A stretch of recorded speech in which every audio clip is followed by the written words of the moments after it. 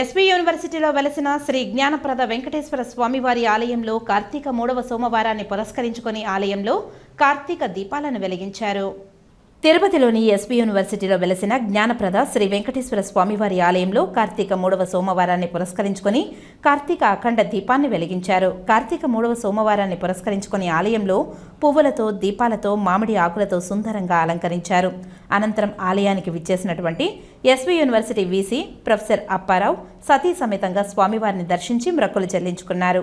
ఆలయానికి విచ్చేసినటువంటి register professor Bhupathi Naidu మరియు ఎస్వి యూనివర్సిటీ ఇంజనీర్ తాండవ కృష్ణ తదితరులు ఆలయానికి విచ్చేసి స్వామివారి కృపా కటాక్షాలు పొందారు.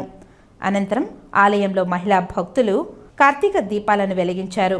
అనంతరం స్వామివారికి కాకడహారతి, నక్షత్రహారతి, కుంభహారతి సమర్పించారు.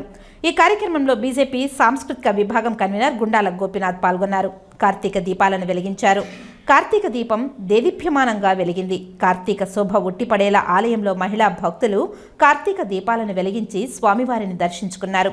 యూనివర్సిటీ సిబ్బంది భక్తులకు తీర్థ ప్రసాదాలను అందజేశారు.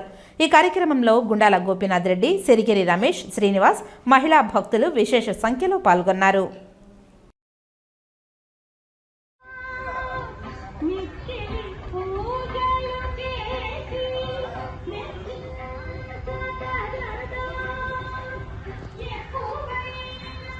Thank you.